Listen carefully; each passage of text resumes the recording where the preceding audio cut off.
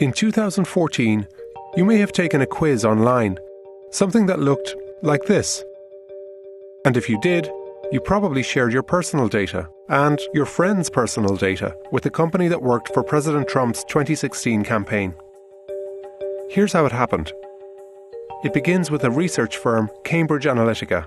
CA partnered with a UK-based academic, Alexander Kogan, who was using Facebook data for research purposes. Quizzes were sent to around 300,000 Americans. They looked innocuous. Over 100 personality traits to agree or disagree with. And you got paid less than $5. But there was a catch. To take the survey, you had to log into Facebook, which gave Kogan access to your profile, including your birth date, location, and most importantly, your Facebook likes. Kogan combined the quiz results with your Facebook data to develop a psychometric model, a sort of personality profile. He then combined this with voter records and sent them to Cambridge Analytica. CA claimed that these models were the heart of how they profiled you, your neuroses, and other exploitable traits. But Kogan and CA didn't stop there. His app also grabbed the personal data of your Facebook friends and compiled similar profiles of them. In just months, 270,000 people took Kogan's survey, and the data of up to 87 million friends was also harvested, close to 1/4 of all US Facebook users. CA then used that data to target people, maybe you, with political messaging. CA said this targeting helped the Trump campaign strategy, but the campaign disputes this. Kogan's work claimed to be for academic research, but he also shared your information with Cambridge Analytica, a violation of Facebook's policies. So, was it a data breach? Facebook says no, that no passwords were stolen and no systems were infiltrated. But Mark Zuckerberg has said it was a breach of trust between Facebook and its users. The US Federal Trade Commission is investigating the case.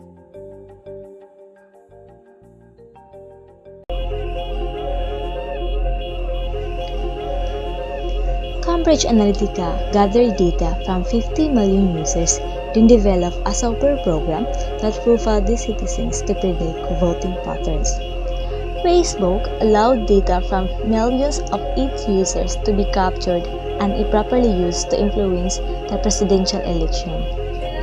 Facebook has been in the news for the past few months, and Facebook and its CEO, Mark Zuckerberg, are under a ton of pressure right now. The latest issue, Facebook admitted that a developer of 50 million Facebook users later sold to a political firm called Cambridge Analytica. That firm was later hired by the Trump campaign. Facebook said both parties violated, but many users felt the company could have done more to protect their data. And many people said they are leaving the site. Facebook should have a tighter control of the sensitive data that retains on us, and it is a legitimate data about us. We have to accept the responsibilities for that and our innocence. Some are gullible when it comes on how the information processed on the internet.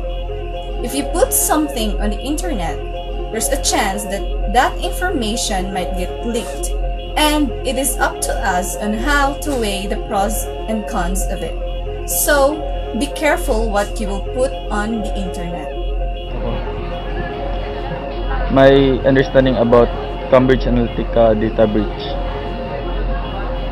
involves are Cambridge Analytica, Facebook, and Trump's.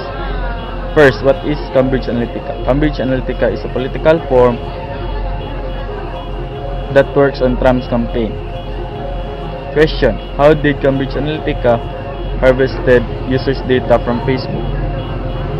A person named Alexander Kogan, a Russian-American researcher at Cambridge University, made a quiz app that will collect data from the takers and their friends, and that's how the data harvested from Facebook. My own opinion about the Cambridge scandal is very inappropriate because taking an information from the user is an ethical way without the consent of the user. Unless he is seeking information intelligent and has a great and ethical way, then it would be fine, and also they should know the limitation of taking information so that they can avoid the problems.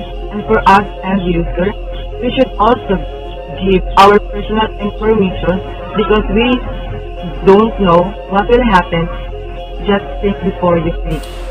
Cambridge Analytica data scandal involves the collection of personally identifiable information of up to 87 million Facebook users. They collect personal data to use to influence voter opinion on behalf of politicians who hired them. For me, Cambridge Analytica broke the law of Data Privacy Act because Facebook called them that the way of Cambridge Analytica of collecting data is not inappropriate.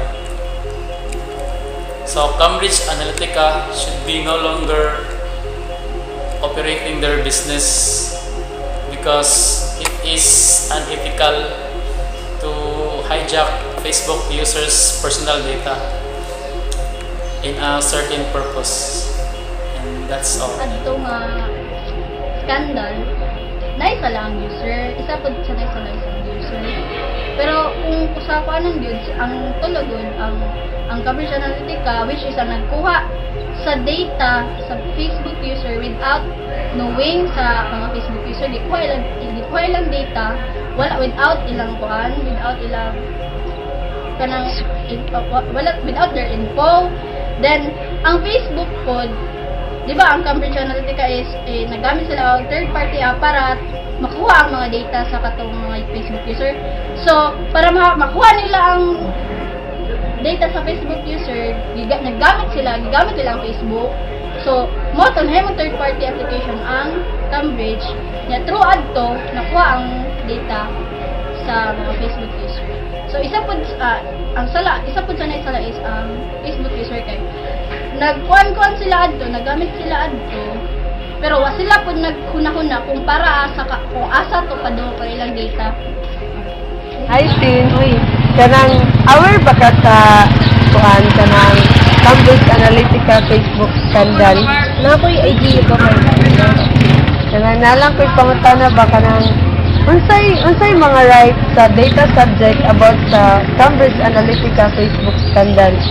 Sa ako lang no, kay ang data subject nasa lang right to object since ang ilang information manggot ang na-exploit sa kuan sa company na ilang gisaligan.